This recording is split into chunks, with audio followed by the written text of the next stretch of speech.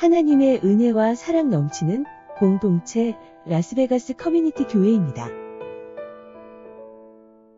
성경에 보면은 인간이 창조되었을 때 하나님의 형상으로 창조되었다라고 그렇게 말씀합니다. 그러니까 인간 자체를 만드실 때 하나님께서 하나님을 닮도록 그렇게 창조하신 것이죠. 그렇다고 해가지고 어떤 외형적인 그런 모습이 이제 하나님을 닮았다라는 그런 의미는 사실 아닙니다. 그러니까 하나님이 가지고 계신 그 속성과 하나님의 성품, 그런 일부분들을 닮았다라는 것을 이야기하는 것이죠.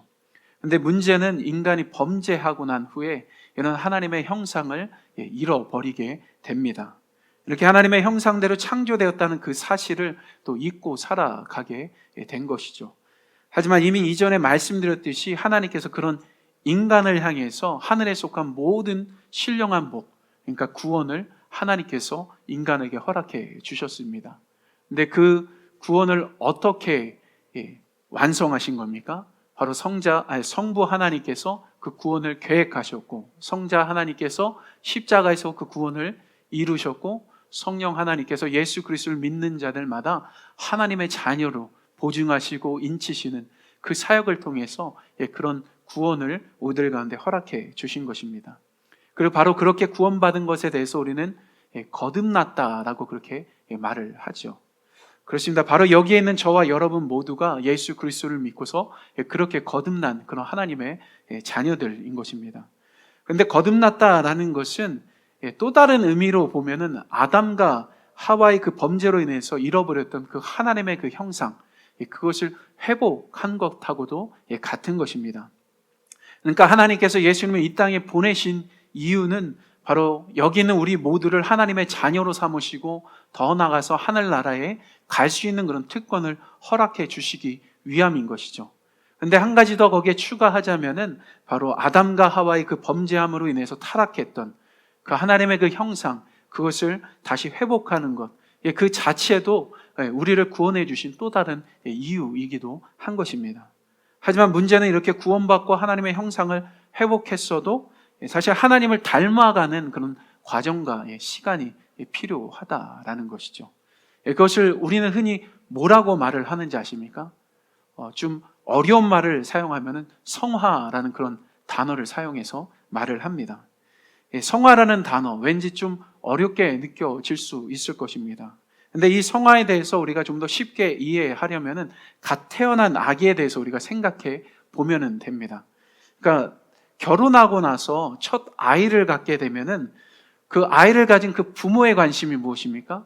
그 엄마 뱃속에 있는 그 아이가 태어났을 때 누구를 닮았을까? 거기에 대해서 많이 관심을 갖지 않습니까? 아빠를 닮았을까? 엄마를 닮았을까? 거기에 대해서 많이 관심을 갖습니다.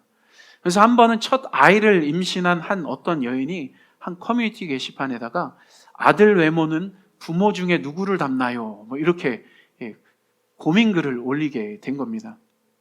그러니까 아기를 낳기 전에 그것이 너무나도 큰 고민이었던 것이죠. 근데 사실 그분의 말에 의하면 그런 겁니다. 남편의 키는 180cm 정도, 그러니까 저하고 똑같아요. 180cm 정도 되고 체격도 남자답고 뭐 그런데 이제 중요한 건 뭐냐면은 피부가 좋지 않고 얼굴이 못생겼다라는 겁니다. 그러니까 그분의 그 말에 의하면 그런 거예요. 그러니까 가수 김범수 씨를 예를 들면서 눈이 10시 10분을 가리킨다라고 그렇게 이야기를 하더라고요. 10시 10분. 이렇게 가리키는 거죠. 저는 5시하고 7시를 가리키는 눈인데. 아무튼, 김범수 씨가 들으면 좀 기분 나빠할 만한 그런 내용이지만은 남편의 얼굴 중에서 가장 마음에 안 드는 곳이 이제 눈이었던 것입니다. 그러면서 이제 상담글에다 그런 이야기를 합니다. 연애하면서 사실 결혼하기 전까지 단 한 번도 키스를 해본 적이 없다라고 합니다. 왜냐하면 얼굴을 보면은 입을 맞출 용기가 나지 않아서 그렇게 하지 못했다라고 하는데, 아무튼 그 남자의 순수한 마음에 이끌려가지고 최종적으로 결혼을 하게 되었고 또 이제 아기를 갖게 되는데, 문제는 이 태어날 아기가 남편을 닮을까봐 이제 걱정이 된 것이죠. 여러분들, 이분의 그 고민 가운데 여러분들이 답변을 해준다고 한다면 여러분들 무슨 조언과 답변을 여러분들 해줄 수 있겠습니까? 그 게시판에 있는 그 글 밑에 여러 가지 답변들이 있었어요. 그 중에 어떤 답변은 그런 거죠. 이제 거의 대부분 딸들은 아빠를 닮고 아들은 엄마를 닮아요. 이런 어떤 위로가 될 만한 그런 말도 있었고요. 또 어떤 댓글은 그런 게 있었어요. 저는 아들이 둘인데 첫째 아들은 저를 닮고 둘째 아들은 아빠를 닮았어요. 그런데 문제는 첫째 아들은 아빠 피부를 닮고 둘째 아들은 제 피부를 닮았어요. 이렇게 또 글을 남긴 겁니다. 중요한 것은 이런저런 조언들이 많이 있지만은 그 조언들의 공통점이 한 가지 있습니다. 어떻게든 아이가 태어나면은 그 아이는 부모 둘 중에 한 명을 닮든 둘을 닮든 부모를 닮는다라는 것이죠. 눈은 엄마를 닮을 수도 있고 코는 아빠를 닮을 수도 있는 것입니다. 그리고 심지어 어느 한쪽을 완전히 붕어빵 찍어내듯이 빼다 박을 수도 있는 것이죠. 그런데 이렇게 뱃속에 있는 아이가 태어나서 부모를 닮은 모습으로 태어나는 것처럼 성화라는 것 그 자체도 같은 것입니다.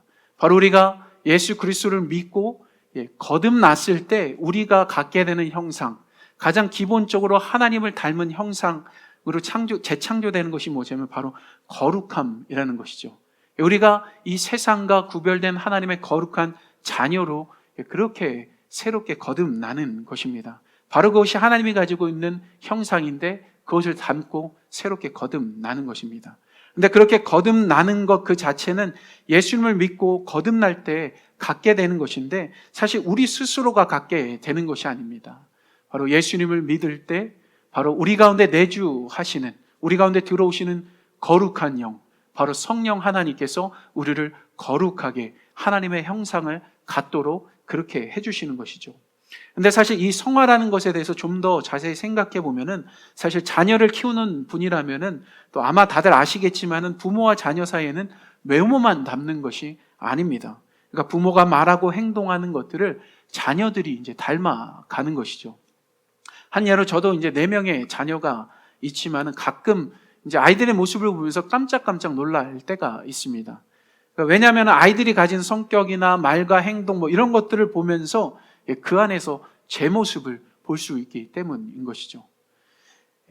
아이들이 저 자신을 이제 닮아가는 것입니다. 이유야 여러 가지가 있겠지만 이렇게 자녀가 부모를 닮아가는 것, 그것을 좀 전에 나는 성화의 측면에서 바라보게 되면 하나님의 자녀로 새롭게 거듭난다라는 것, 그것은 우리가 신앙생활하면서 점점 하나님의 성품으로 또 닮아가는 것하고도 같은 겁니다. 그것이 또 성화의 또 다른 측면인 것이죠.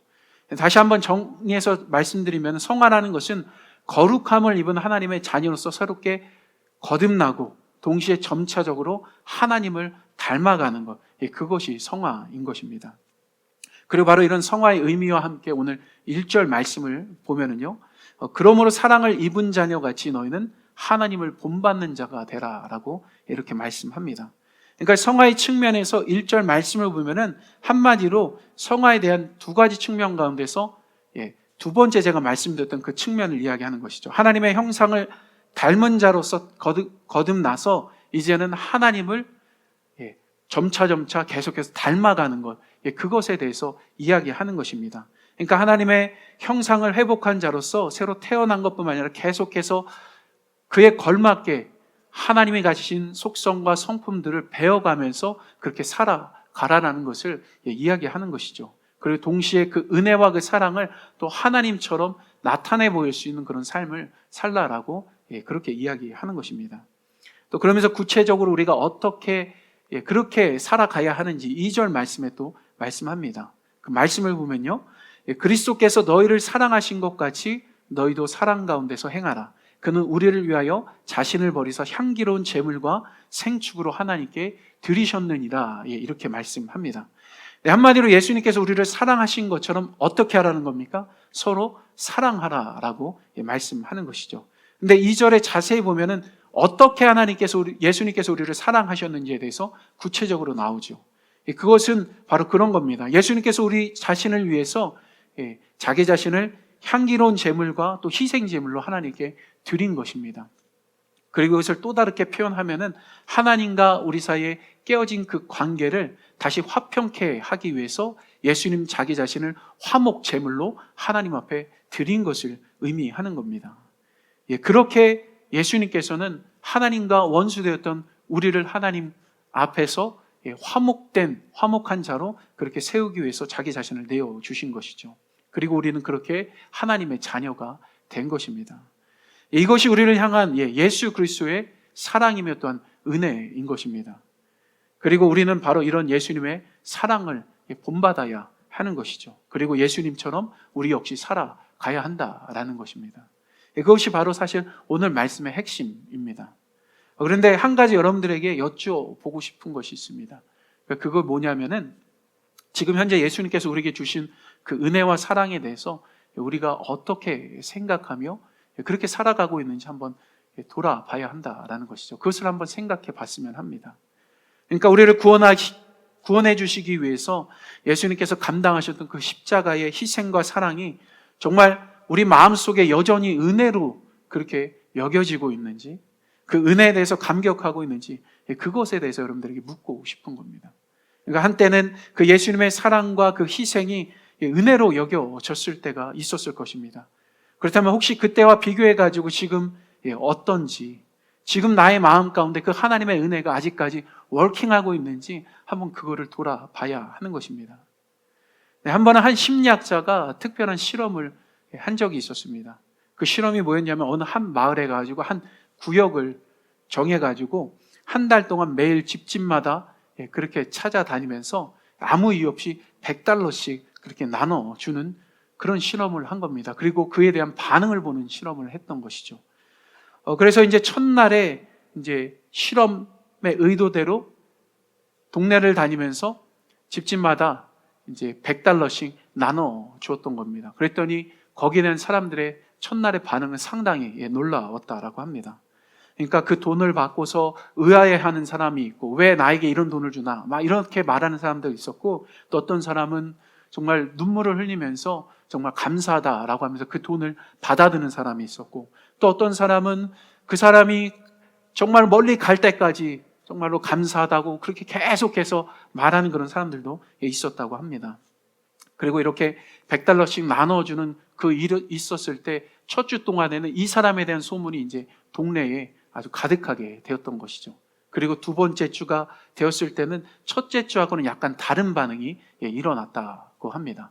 그러니까 돈을 받던 사람들 중에 몇몇 사람들은 그 사람이 지나가는 그 시간에 미리 집 앞에 나와서 그 사람을 기다리는 그런 일들이 발생했던 겁니다. 그러면서 실험 둘째 주가 지나고 이제 셋째 주, 넷째 주가 되었을 때는 아예 돈을 받는 것 자체를 전혀 이상하게 여기지 않고 아주 당연하게 그 돈을 받는 그런 일들이 또 일어나게 된 겁니다. 그리고 그렇게 시간이 지나서 이제 한 달이 지났을 때 이 심리학자가 이 실험의 진짜 결과를 관찰하기 위해서 이제 그 동네를 이번에는 돈을 나눠주지 않고 그냥 지나가게 된 겁니다. 근데 그때 동네 사람들의 반응이 어떠했냐면은 왜 오늘은 돈을 안 주고 가냐라고 하면서 화를 내는 그런 사람들이 여러 명이 있었다라고 합니다. 그렇습니다.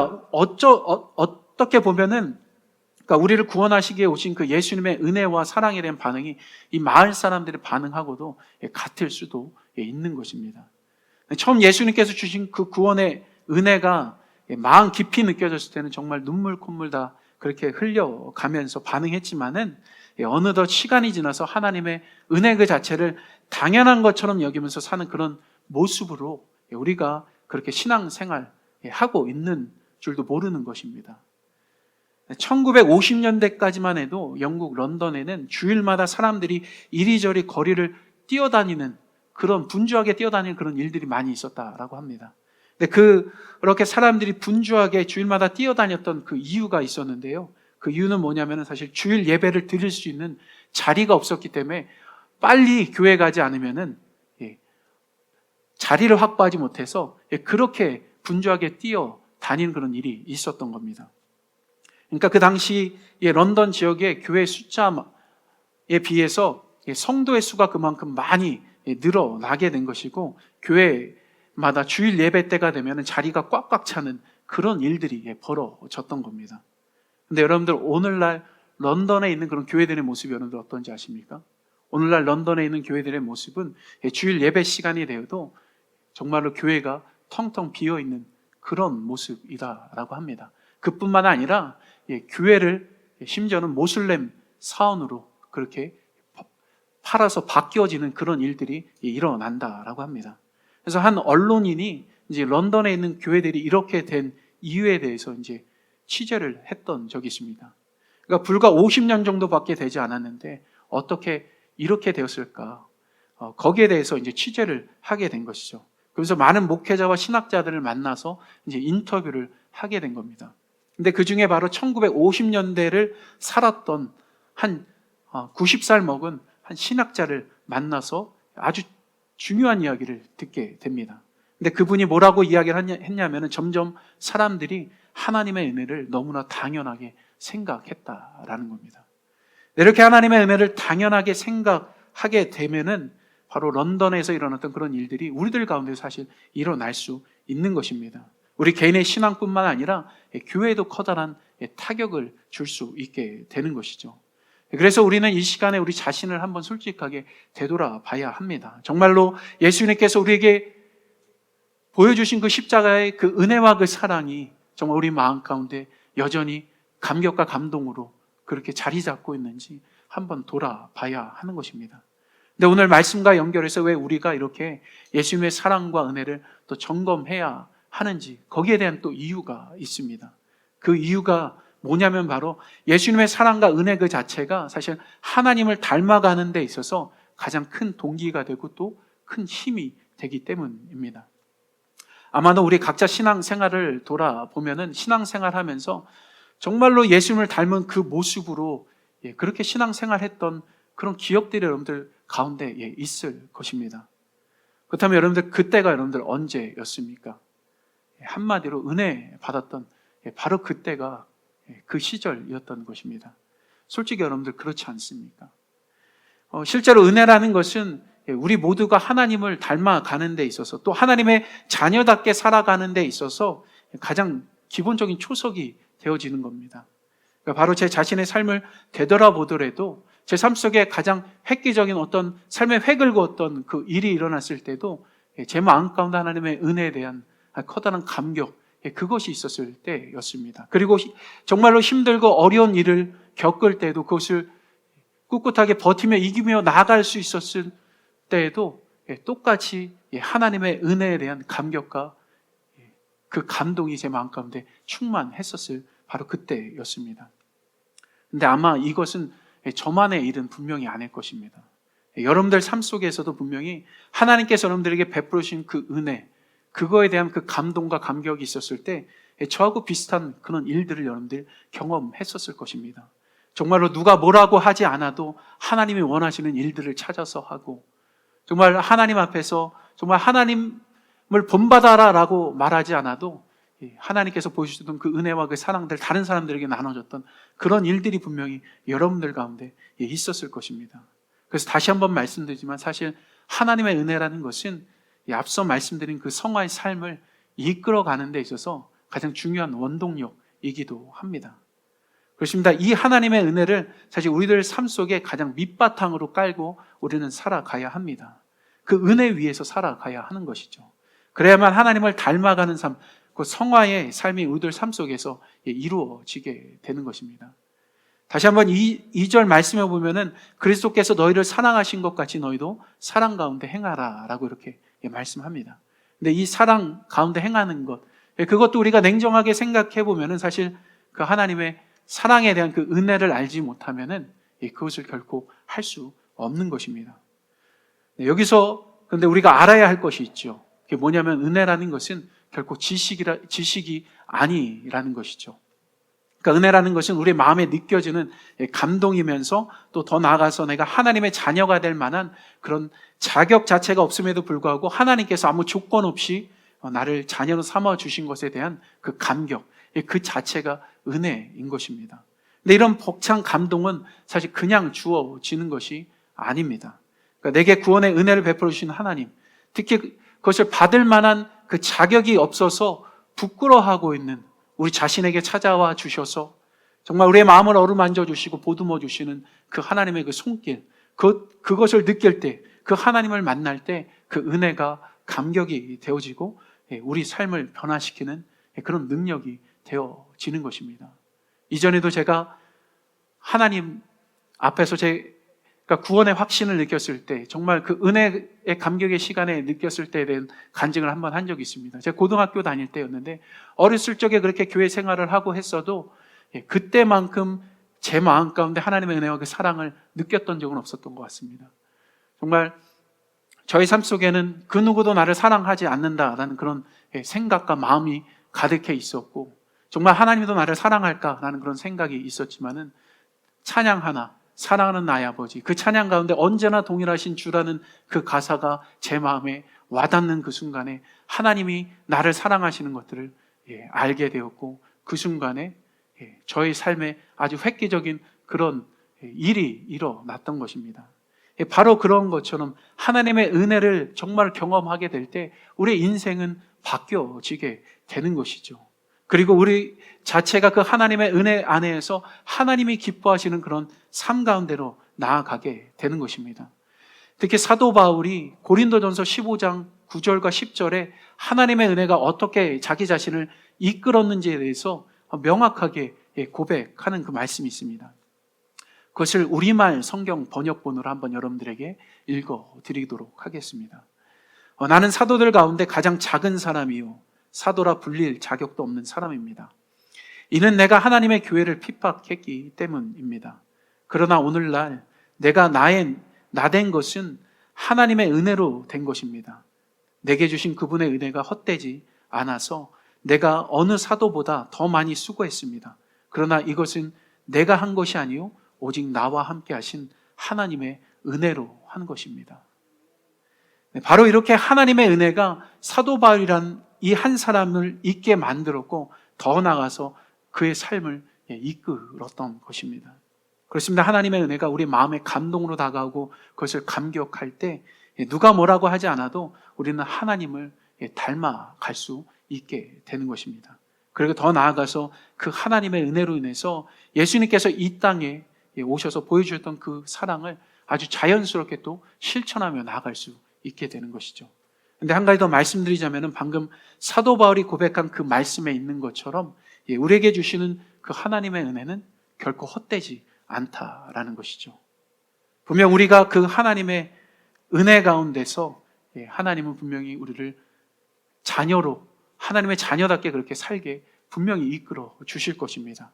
그리고 저와 여러분이 사도 바울이 고백했던 그 그런 고백들을 또 할 수 있는 그런 날들을 하나님께서 분명히 허락해 주실 줄 분명히 믿습니다. 마지막으로 한 가지 더 말씀드리고 오늘 말씀을 마무리하려고 합니다. 그것이 뭐냐면요, 바로 우리를 향한 하나님의 사랑은 문법적으로 치면, 이전에도 말씀드린 적이 있지만 현재 완료형과 현재형이라는 것이죠. 결코 과거형이 아니다라는 것입니다. 그러니까 하나님께서 우리를 향해 내가 예전에 너를 사랑했다 이렇게 말씀하는 분이 아니다라는 것이죠. 항상 하나님은 언제나 똑같이 내가 너를 사랑한다 이렇게 말씀하는 그런 분이십니다. 근데 은혜라는 것 그 자체를 생각해 보면은 사실 이 현재형인 그 사랑을 바탕으로 우리에게 주어지는 것입니다. 그렇기 때문에 은혜 자체도 마찬가지인 거죠. 은혜도 현재형인 것입니다. 정말로 어떤 뭐라고 해야 될까요? 약장서들이 말하는 것처럼 아무 때나 오는 것이 아닙니다. 그렇게 하는 것이 은혜가 아니라 하나님은 지금도 우리들 가운데 부어지고 있다라는 것입니다. 하나님은 어제도 오늘 은혜를 내려주셨고 오늘도 내려주시며 또 내일도 분명히 내려주실 것입니다. 그렇기 때문에 그 하나님이 주시는 은혜 위에서 우리 모두가 살아갔으면 합니다. 특히 지식이 아니라 항상 우리 마음에 큰 감동과 그리고 감격으로 다가오는 그 구원의 은혜를 누리면서 살아갈 수 있는 저와 여러분들이 되었으면 합니다. 특히 그 은혜를 받음에 있어서 그 은혜의 감격과 그것들 누림에 있어서 가장 중요한 키는 다른 사람이 가지고 있는 것이 아니라 우리 자신이 가지고 있는 것입니다. 계속해서 하나님을 향해서 우리의 연약함을 고백하고 정말 우리의 연약함을 발견하며 하나님 앞에 겸손하게 나아갈 때 하나님께서 주시는 그런 은혜를 우리는 경험할 수 있는 것들을 분명히 누릴 수 있습니다. 분명히 하나님은 겸손한 자에게 은혜 베풀어 주시는 분이라고 말씀하셨습니다.